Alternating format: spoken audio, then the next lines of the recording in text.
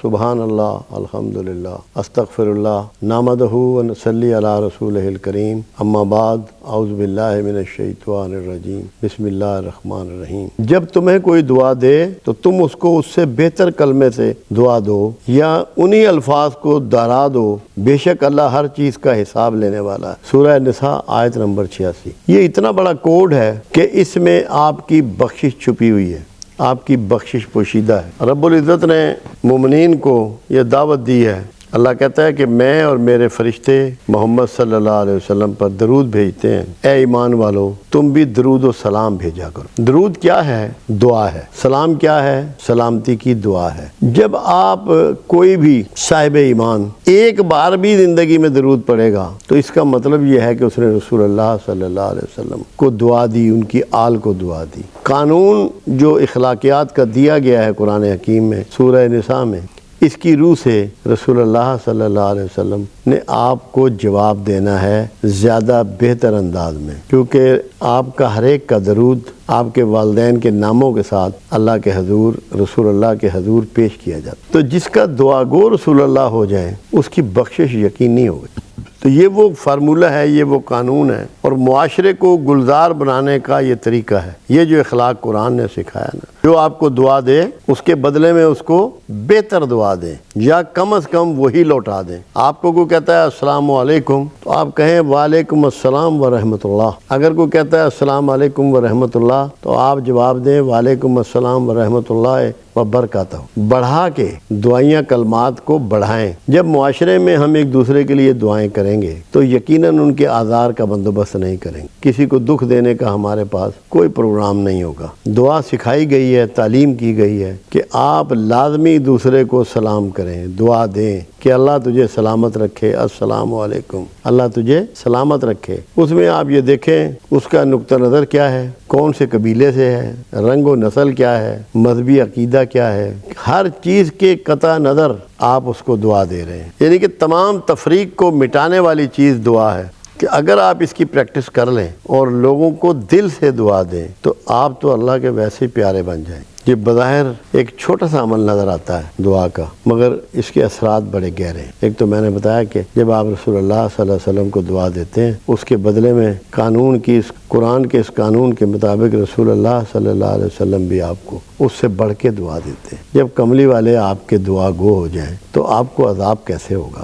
آپ دوزخ میں کیسے جائیں گے؟ تو یہ اللہ نے مومنوں کے لیے، ماننے والوں کے لیے بخشش کی ضمانت اس ایک آیت میں رکھ چھوڑی ہے۔ اس کو پریکٹس کریں۔ ان لوگوں کی بہت سی مشاورت اچھی نہیں، ہاں اس شخص کا مشورہ اچھا ہو سکتا ہے جو خیرات یا نیک بات یا لوگوں میں صلح کرنے کو کہے، اور جو ایسے کام اللہ کی خوشنودی کے لیے کرے گا تو ہم اس کو بڑا ثواب دیں گے۔ سورہ نساء آیت نمبر 114۔ ایسے ہی مشورے مت کرتے پھریں، لوگوں کی رائے پہ مت چلتے پھریں۔ جو شخص رائے خدا میں لگا ہوا ہے، خیر کے کام میں لگا ہوا ہے، نیک کام میں لگا ہوا ہے، اس سے مشورہ کریں۔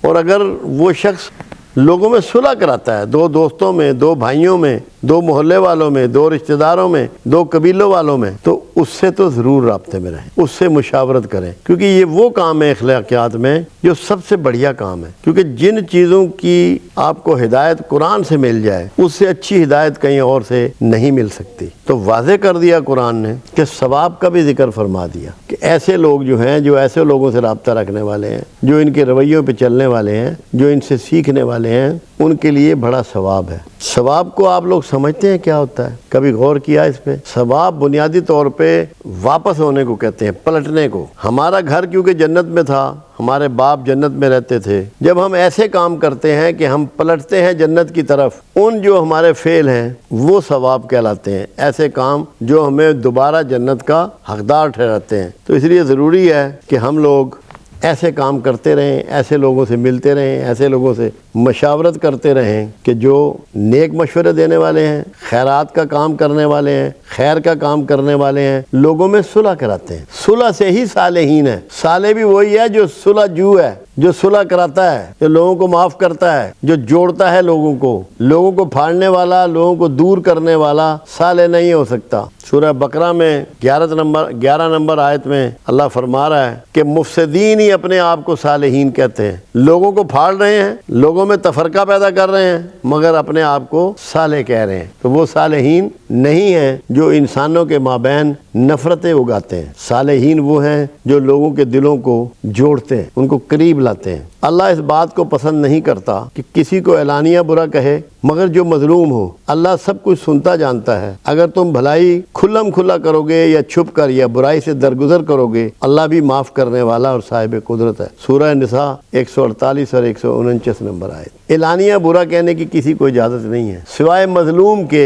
مظلوم دہائی دے سکتا ہے کہ فلاں شخص نے میرے ساتھ یہ ظلم کر دیا، اس کا پکارنا غیبت میں نہیں آتا۔ وہ اپیل کر سکتا ہے لوگوں کے سامنے، مخلوق کے سامنے، کہ اس نے یہ ظلم کیا ہے، میرا مال لوٹ لیا، میری عزت لوٹ لی، میرا گھر لوٹ لیا، میرا ایمان خراب کر دیا۔ وہ دہائی دے سکتا ہے، اور کسی کو اجازت نہیں ہے کہ کسی کو برا کہیں۔ ہمارے ہاں تو اب یہ رواج سا ہو گیا کہ ہم جب تک 2-4 بندوں کی برائی نہ کر لیں ہمارا کھانا ہضم نہیں ہوتا، اور ہم اس کو بہت بڑی کامیابی سمجھتے ہیں کہ کسی کے نقائص بیان کریں۔ کیا کسی کا نقائص بیان کرنا میرے لیے کمال اور خوبی کی بات ہے؟ یہ ظالمانہ رویہ ہے۔ ایک کھلم کھلا بھلائی کرو گے یا چھپ کر، یا برائی سے درگزر کرو گے۔ اوپن نیکی ہو گئی، چھپ کر نیکی ہو گئی، برائی سے بچنا ہو گیا، درگزر۔ ان تینوں حالتوں میں اللہ آپ کو معاف کرنے والا ہے اور صاحب قدرت ہے۔ یہ صرف آپ کا ذاتی فعل نہیں ہے، آپ نے دوسروں کو بھی معاف کرنا، ان کے عیبوں پہ پردہ ڈالنا ہے، پردہ پوشی کرنی ہے۔ آپ اگر اور میں گریبان میں جھانکیں کون سی ایسی خرابی ہے جو ہم نہیں کرتے، اور ہمارا اللہ جو ہمارے سارے بھید جانتا ہے وہ ہماری کتنی پردہ پوشی کرتا ہے۔ جی ہمارے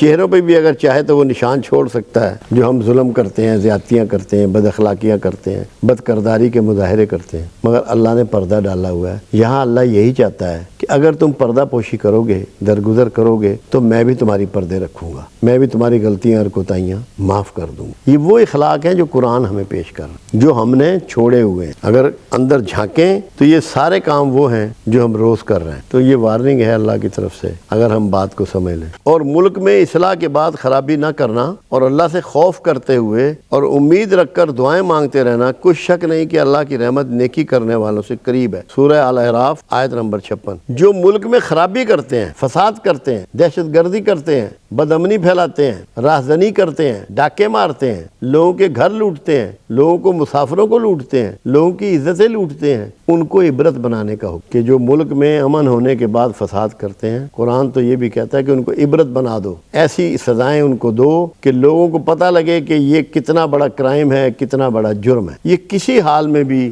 کسی کو بھی الاؤ نہیں ہے کہ ملک میں جب امن قائم ہے تو اس کی فضا میں فساد پیدا کر کے اس کو برباد کر دیا جائے۔ کسی حالت میں اس کی اجازت نہیں ہے۔ یہ بہت بہت کبیرہ برائیوں میں آتا ہے۔ اس کے لیے تو قرآن بڑا سخت رویہ رکھتا ہے کہ ان کو عبرت بنا۔ بڑے کمال کی بات ہے یہ جو آگے آ رہی ہے قرآن حکیم میں۔ ہم نے کفار کی کئی جماعتوں کو فوائد دنیاوی سے نواز رکھا ہے، تم ان کی طرف رغبت سے آنکھ اٹھا کر بھی نہ دیکھنا، اور نہ ان کے مال پر تعصف کرنا، اور مومن سے خاطر تواضع سے پیش آنا۔ سورہ الحجر آیت نمبر 88۔ ہمارے ہاں لوگ اہل مغرب کی مثالیں دیتے ہیں کہ جو ان کو سامان دنیا میسر ہے۔ اب قرآن یہ بتا رہا ہے کہ تم نے ان کی مثالیں نہیں دینی، تم نے ان کی مثالیں نہیں دینی، اور یہ تعصب بھی نہیں کرنا کہ ہمارے پاس یہ سامان نہیں ہے۔ اللہ خود کہہ رہا ہے کفار کی کئی جماعتوں کو فوائد دنیاوی سے نواز رکھا ہے، دنیا کے فائدوں سے نواز رکھا ہے۔ کیونکہ ایک جگہ قرآن میں اور ہے کہ ہم ان کے در و دیوار بھی سونے چاندی کے کر دیتے اگر تمہارے دلوں کے ٹوٹنے کا احتمال نہ ہوتا، اس لیے کہ آگے ہم نے ان کا حصہ نہیں رکھنا، انہیں مکمل یہیں دے دیتے۔ اور ہم یہ کہتے ہیں کہ ہم غریب رہ گئے، ہمارے پاس یہ نہیں ہے، ہمارے پاس وہ نہیں ہے، شکوے سامان کے ہم کرتے رہتے ہیں، اس کی کمی کے کرتے رہتے ہیں، آسائشوں میں کمی کے شکوے کرتے رہتے ہیں۔ قرآن آپ کو اس سے روک رہا ہے، بلکہ یہ کہہ رہا ہے کہ ان کی طرف دیکھنے کی بجائے، ان کی طرف نگاہ ڈالنے کی بجائے تم مومنوں سے خاطر تواضع سے پیش آؤ، ان کی عزت کرو، ان کی خاطر تواضع کرو، ان کا احساس کرو، ان کے قریب ہو، ان سے ملو جلو، ان سے تعلقات استوار کرو۔ یہ آپ کو قرآن واضح طور پہ سمجھا رہا ہے، مگر ہم مرعوب ہیں سامان سے، جس کو اللہ کہہ رہا ہے کہ تو نے اس کو رغبت سے بھی نہیں دیکھنا، دھیان ہی نہیں کرنا اس طرف۔ مگر ہمارا رویہ کیا ایسا ہی ہے یا ہم کیا کر رہے ہیں؟ جو کفار کے پاس سامان ہے ہم اس کو دیکھ رہے ہیں اور سوچ رہے ہیں کہ ہمارے پاس نہیں ہے اور مرعوب ہو رہے ہیں۔ اللہ تعالیٰ فرما رہا ہے کہ ان سے مرعوب نہیں ہونا، پریشان نہیں ہونا، تعصف نہیں کرنا۔ تو کوشش کریں کہ کسی بھی کفار کا سامان، اس کی حیثیت، اس کے شہروں کی شان بان آپ کو متاثر نہ، آپ کی آنکھوں کو خیرہ نہ۔ علامہ نے تو اس پہ کہہ دیا تھا بڑا خوبصورت شعر، خیرہ نہ کر سکی مجھے دانش فرنگ، سرما ہے میری آنکھ کا خاک مدینہ و نجف۔ ان کی کسی چیز، ان کے علم نے، ان کی کسی چیز نے علامہ کو خیرہ نہیں کیا، حیران نہیں کیا، پریشان نہیں کیا، تعصف پیدا نہیں ہوا۔ تو یہ بات آپ سوچیں اور قرآن کے مطابق سوچیں کہ قرآن آپ کو کیا ٹیچ کر رہا ہے۔ قرآن آپ کو اس عمل سے، اس رویے سے روک رہا ہے۔ اے پیغمبر، لوگوں کو دانش اور نیک نصیحت سے اپنے پروردگار کے رستے کی طرف بلاؤ اور بہت ہی اچھے طریقے سے ان سے مناظرہ کرو۔ جو اس کے رستے سے بھٹک گیا تمہارا پروردگار اسے خوب جانتا ہے اور رستے پر چلنے والوں سے بھی خوب واقف ہے۔ اگر تم ان کو تکلیف دینا چاہو تو اتنی ہی دو جتنی تم کو ان سے پہنچی ہو، اور اگر صبر کرو گے تو صبر کرنے والوں کے لیے بہت اچھا ہے۔ سورہ نحل آیت نمبر 125-126۔ تو اب آپ کو دعوت کا طریقہ بتایا جا رہا ہے پیغمبر کو ایڈریس کر کے کہ نیک نصیحت کے ساتھ۔ نیک نصیحت کون سی ہوتی ہے؟ جس میں بندے کو یہ بتایا جائے کہ تو اگر یہ عمل کرے گا تو تیرا اس میں اتنا اتنا بھلا ہے، تیرے لیے اس میں آرام ہے، راحت ہے، کامرانی ہے، فلاح ہے۔ عقل استعمال کرنی ہے۔ کبھی کسی کے دعوت دیتے ہوئے اس پہ ٹونٹ نہیں کرنا، معترض نہیں ہونا، یہ نہیں کہنا کہ تو غلط ہے۔ بغیر اس طرح کا بات کیے دانش مندی کے ساتھ، خوبصورتی کے ساتھ، خوبصورت طریقے سے اسے اصل بات کی طرف سمجھانا ہے، ادھر لے کے آنے کی کوشش کرنا۔ آپ دیکھیے کہ اللہ کے رسول صلی اللہ علیہ وسلم جب لوگوں کو دین کی تبلیغ کر رہے ہوتے، دعوت دے رہے ہوتے، تو بڑے آسان طریقے سے آپ ان سے گفتگو کرتے، بحث کا ماحول پیدا نہ ہونے دیتے۔ اگر کوئی سوال کرتا اس کا پورا سوال سنتے، اس کی پوری بات سنتے، پھر اس کو قرآن سے جواب دیتے۔ ایک شخص ایک مرتبہ آیا اور اس نے کہا کہ اللہ کے رسول صلی اللہ علیہ وسلم مجھ پہ اسلام کو پیش کرو۔ تو آپ نے سورہ فاتحہ کی تلاوت شروع کی۔ جب آپ نے کہا کہ الحمدللہ رب العالمین الرحمن الرحیم مالک یوم الدین، تو اس نے کہا رک جائیں۔ اصحاب رسول کو غصہ بھی آیا۔ آپ نے فرمایا اس کی بات تو سنو، جی آپ مجھے مسلمان کریں۔ بھائی کیا بات ہے ایسی، تو اچانک ایک دم تیار ہو گیا ہے، تو نے پوری تلاوت بھی نہیں سنی۔ اس نے کہا جو یوم الدین کا مالک رحمان اور رحیم ہے اس کے دین میں داخل ہونے میں کیا قباحت، اس میں کیا پریشانی ہے؟ تو یہ وہ حسن ہے، یہ وہ خوبصورتی ہے، یہ وہ دانش ہے، یہ وہ پریزنٹیشن کا طریقہ ہے جس طریقے سے اللہ کے رسول صلی اللہ علیہ وسلم دعوت پیش فرماتے ہیں، آسان طریقے پہ، خوبصورتی کے ساتھ۔ مناظرے کا بھی حکم ہے تاکہ لوگوں کو ڈسکس کر کے کنونس کر لو۔ جب تک آدمی کنونس نہ ہو اس کے سینے میں ایمان نہیں بھرتا۔ ابہام کے ساتھ، کنفیژن کے ساتھ کوئی شخص صاحب ایمان نہیں ہو سکتا۔ مناظرہ جب ہوگا اور وہ ڈسکشن ہوگی، کنورسیشن ہوگی، بندے کو پتہ لگے گا کہ یار میں یہاں پر غلطی پہ ہوں اور یہ راستہ درست ہے، تو وہ اس راستے کو اپنا لے گا۔ جو بھٹک گیا اللہ اسے جانتا ہے، اور اللہ کہتا ہے کہ جس کو چاہوں ہدایت دوں اور جس کو چاہوں ہدایت نہ دوں، وہ اس کے نصیب ہے۔ دوسری بات بدلہ لینے کی ہے۔ یہ کئی جگہ اس کا ذکر ہے کہ جتنی تکلیف تم کو کوئی پہنچائے تم نے اتنی ہی اس کے بدلے میں پہنچانی ہے، اس سے زیادہ اس کو دکھ نہیں دینا، اس سے زیادہ اس کو تکلیف نہیں دینی، اتنا ہی بدلہ لینا ہے۔ اور اگر معاف کر دو اور صبر کرو تو یہ تمہارے لیے بہت ہی اچھا ہے۔ صبر کی تلقین کی جا رہی ہے، بدلہ لینے کی اجازت دی جا رہی ہے، مگر پسندیدہ عمل جو ہے وہ معاف کر کے صبر کرنا ہے، کیونکہ ہوتا بڑا مشکل ہے معاف کرنا، کہنا بڑا آسان ہے۔ آگ لگی ہوتی ہے انتقام کی، غصہ ہوتا ہے بڑی شدت پائی جاتی ہے انسان کے مزاج میں، مگر بس اللہ کرے کہ یہ ہمت اور توفیق پروردگار دے کہ ہمیں اتنی معافی دینی آ جائے، اتنا صبر ہم میں پیدا ہو جائے کہ ہمارا معاشرہ گلزار بن جائے۔ رشتہ داروں، محتاجوں، مسافروں کو ان کا حق ادا کرو اور فضول خرچی سے مال نہ اڑاؤ کہ فضول خرچی کرنے والے شیطان کے بھائی ہیں۔ رشتہ داروں کا آپ پر حق ہے، قرآن میں پورا قانون موجود ہے صلہ رحمی کا، اس کا یہی موضوع ہے، رشتہ دار ہی اس کا موضوع ہے۔ غیر رشتہ داروں کو صلہ رحمی کا ڈیل نہیں ہوتی۔ محتاجوں کو، محتاج میں ہمیں بعض اوقات غلط فہمی ہوتی ہے کہ محتاج کون ہے۔ محتاج اس کو کہتے ہیں جو کوشش کرتا ہے اپنی ضرورتیں پوری کرنے کی، مگر اس کی احتیاج پوری نہیں ہوتی۔ وہ بھکاری نہیں ہوتا، ایفرٹس کرتا ہے، نوکری کرتا ہے، مزدوری کرتا ہے، چھابڑی لگاتا ہے، پتھر توڑتا ہے، مگر گزارا نہیں ہو رہا، وہ ہے محتاج۔ جس کے ہاتھ پیر خراب ہوں، ٹوٹے ہوئے ہوں، وہ معذور ہے، محتاج نہیں۔ محتاج وہ ہے کہ جو ایفرٹس کرے، کوشش کرے، مگر اس کی ضرورتیں پوری نہ ہوں۔ ان کو دینا ہے رشتہ داروں کے بعد، اور مسافروں کو دینا ہے، ان کا حق ہے کہ ان مسافروں کو۔ اب اس میں وہ مسافر بھی ہیں جو دین کے راستے میں نکلے ہوئے ہیں، وہ مسافر بھی ہیں جن کا لمبا سفر ہے، جو صعوبتوں میں ہو، کیونکہ کتنا ہی امیر آدمی ہو، اگر جب سفر میں ہوتا ہے اس کے وہ حالات نہیں ہوتے جو وہ اپنے گھر پہ ہوتے۔ اسی لیے اللہ نے قصر نماز دی، آسانی عطا فرمائی عبادت میں بھی۔ اور جب آپ فضول خرچی کریں گے، آپ کو فضول خرچی کی عادت پڑ جائے گی، تو لوگوں کی خدمت کب کریں گے؟ آپ تو سارا مال ویسے ہی اللہ تلّہ میں اڑا دیں گے۔ تو فضول خرچی سے ساتھ ہی روک دیا گیا کہ یہ شیطان کے بھائی ہیں فضول خرچی کرنے والے۔ اب ہم کہاں کھڑے ہوتے ہیں آج کل؟ جو ہمارے حالات ہیں، ہم میں سے کوئی ایسا ہے جو فضول خرچی نہیں کر رہا، جو اپنی ٹور بنانے کے لیے، اپنی شو بنانے کے لیے مال لٹائے نہیں پھر رہا؟ شیطان کے بھائی قرار دیا ہے، اور شیطان اپنے پروردگار کی نعمتوں کا کفران کرنے والا ناشکرا ہے۔ تو فضول خرچی کا مطلب یہ ہے کہ آپ اللہ کے ناشکرے ہیں، اس کی نعمتوں کا کفران کرنے والے ہیں، اللہ کے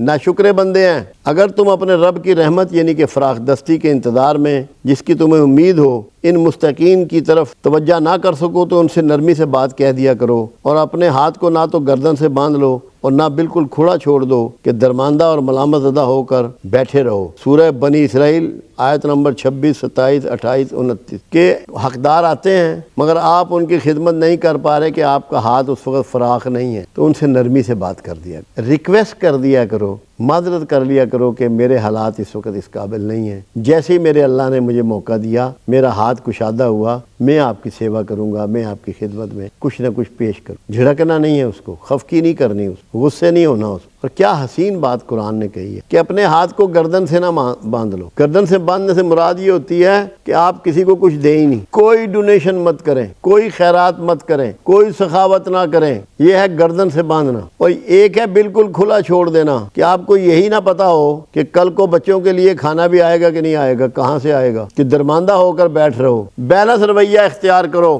کیونکہ قرآن نے ایک جگہ کہا مانگنے والے کو بھی دو، نہ مانگنے والے کو بھی دو، ظاہرہ بھی دو، چھپا کر بھی دو۔ جو مانگ رہا ہے اس کو ظاہرہ دو، کیونکہ اس کو اپنی عزت نفس کا احساس ہی نہیں، اور جو نہیں مانگ رہا اس کو چھپا کے دو تاکہ اس کی عزت نفس مجروح نہ ہو۔ اور جب کوئی چیز ماپ کر دینے لگو تو پیمانہ پورا بھرا کرو، اور جب تول کر دو تو ترازو سیدھی رکھا کرو۔ یہ بہت اچھی بات ہے اور انجام کے لحاظ سے بھی بہتر ہے۔ اب آپ کو کیا ہدایت کی جا رہی ہے کہ پیمانہ جو ہے وہ پورا رکھو، گڑبڑ مت کرو۔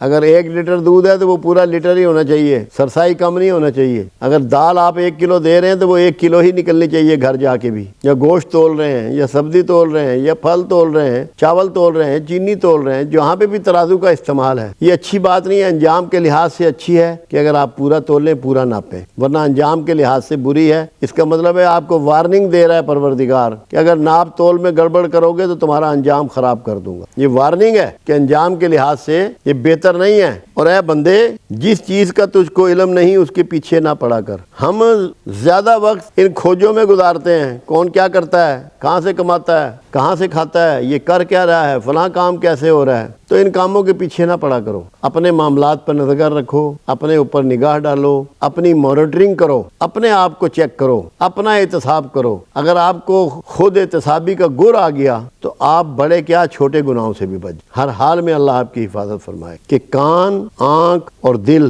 ان سے ضرور بات پرس ہوگی کہ جب آپ کان کسی کی طرف لگاتے ہیں، آنکھ کسی کی طرف لگاتے ہیں، دل میں دوسروں کے بارے میں گمان کرتے ہیں، اللہ آپ سے ان کے بارے میں پوچھے گا کہ تو نے ان کو کہاں یوٹیلائز کیا، کہاں استعمال کیا۔ پھر دیکھو یہ جو ہمارے ہاں آج کل ہمارے رویے بڑے گھٹیا ہیں، اور زمین پر اکڑ کر اور تن کر مت چلو کہ تو زمین کو پھاڑ تو نہیں ڈالے گا، کہ اتنا اکڑ کے چلتا ہے کہ جیسے تو زمین کو پھاڑ دے گا۔ تو کبر اختیار کرتا ہے، اپنے طاقت کے گھمنڈ میں ہوتا ہے، اپنی حیثیت کے گھمنڈ میں ہوتا ہے، اپنے نسب کے گھمنڈ میں ہوتا ہے، اپنے اقتدار کے گھمنڈ میں ہوتا ہے، اور نہ لمبا ہو کر پہاڑوں کی چوٹی تک پہنچ جائے گا۔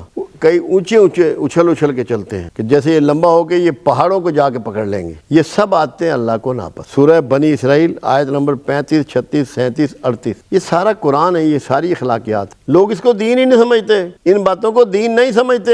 یہ دین ہے نا سارا، جس کی ہدایات اللہ دے رہا ہے، جس کے احکامات پروردگار عالم دے رہا ہے، اور دین کون سا ہوتا ہے؟ یہی دین ہے نا۔ اور میرے بندوں سے کہہ دو کہ لوگوں سے پسندیدہ باتیں کیا کریں، کیونکہ شیطان بری باتوں سے ان میں فساد ڈلواتا ہے۔ افواہیں پھیلا کر، ٹونٹنگ کر کے، مترد ہو کر شیطان آپ میں نفرتیں بڑھا دیتا ہے۔ آپ غیبت کرتے ہیں، کسی کی اس تک بات پہنچتی ہے، آپ میں نفرتیں بڑھ جاتی ہیں، یہاں تک کہ دشمنی پیدا ہو جاتی ہے جی، کیونکہ یہ شیطان فساد ڈلوا دیتا ہے ان بری باتوں کو ان تک پہنچا کر۔ اور مقصد اسلام کیا ہے؟ جوڑنا، فساد ہے پھاڑنا، لوگوں کو ایک دوسرے سے دور کرنا، ان میں تفریق پیدا کرنا، ان میں غصہ اور نفرت پیدا کرنا۔ کچھ شک نہیں کہ شیطان انسان کا کھلا دشمن ہے۔ سورہ بنی اسرائیل آیت نمبر 53۔ بتوں کی پلیدی سے بچو اور جھوٹی بات سے اجتناب کرو۔ آج آپ دیکھیں کہ ہم لوگ بت بیچ رہے ہیں، بت خرید رہے ہیں، اپنے گھروں میں رکھتے ہیں۔ کسی نے بندر بنایا ہوا ہے، کسی نے بطخ بنائی ہے، کسی نے شیر بنایا ہوا ہے، کسی نے کوئی اور جاندار چیز کے، لکڑی کے، تانبے کے، پیتل کے، براس کے، پتھر کے، مختلف ہم سجا کر رکھتے ہیں۔ اللہ تعالیٰ اس کو منع کر، اور جھوٹی بات سے اجتناب کرو۔ آج سچا تلاش کرنا مشکل ہو گیا، بہت ڈیفیکلٹ ہو گیا ہے کہ سچا بندہ تلاش کیا جائے۔ یہ سورہ حج ہے آیت نمبر 30۔ اور بری بات کے جواب میں ایسی بات کہو جو نہایت اچھی ہو،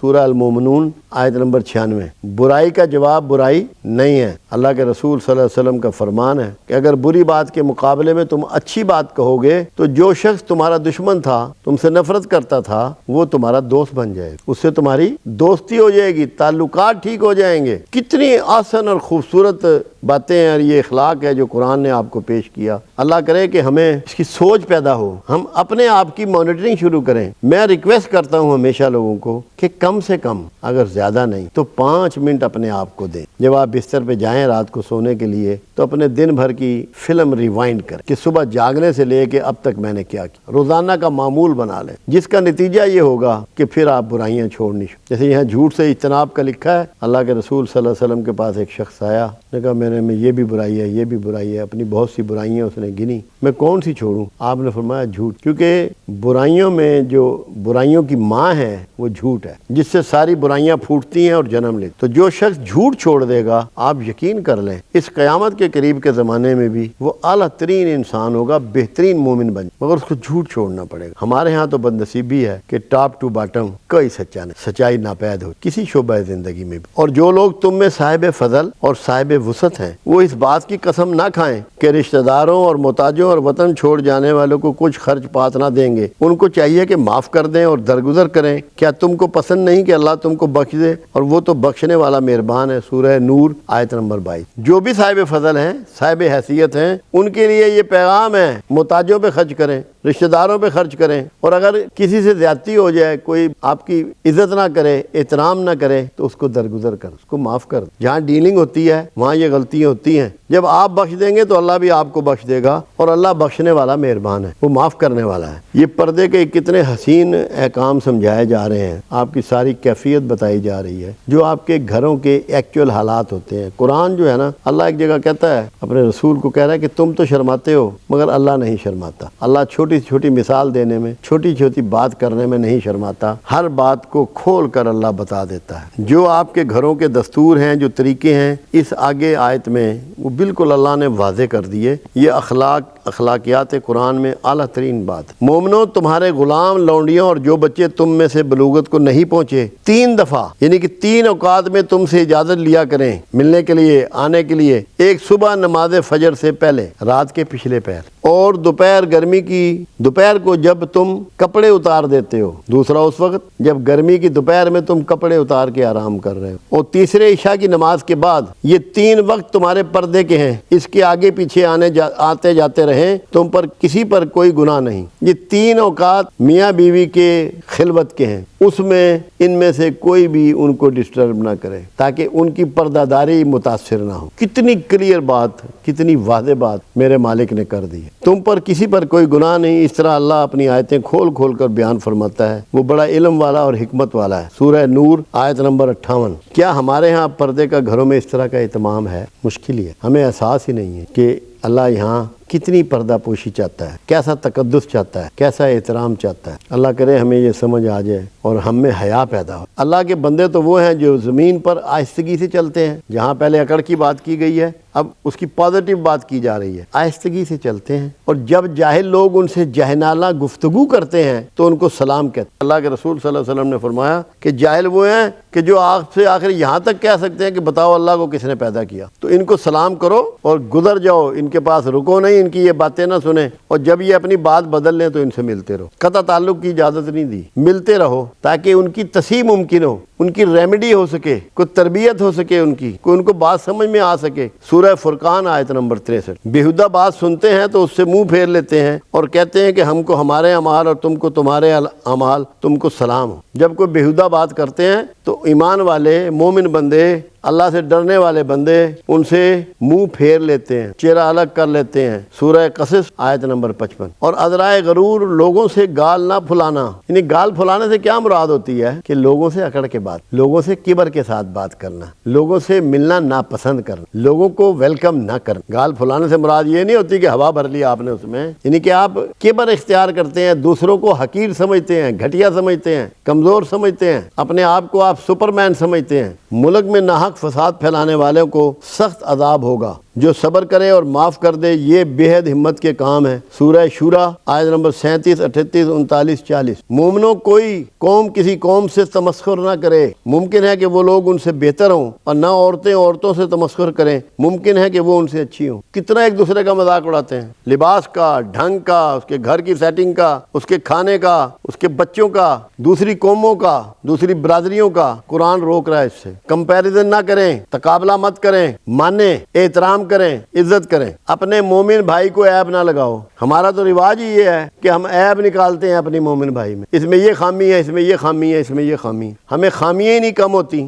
نہ ایک دوسرے کا برا نام رکھو. ایمان لانے کے بعد برا نام رکھنا گناہ ہے. جو اچھے نام آپ کے ہیں اس ناموں سے پکارو. ہمارے ہاں تو نام ہی بگاڑ لیتے ہیں. بگاڑ کے نام نہیں پکارنا، اس طریقے سے پکارنا ہے کہ جو نام اس کا ہے اس سے بھی بہتر انداز سے پکارو، تاکہ پتہ لگے کہ آپ اس سے محبت کرتے ہیں، اس کا احترام کرتے ہیں، اس کی عزت کرتے ہیں. جو توبہ نہ کریں وہ ظالم ہیں. اہل ایمان، بہت گمان کرنے سے بچو، زیادہ گمان گناہ ہے.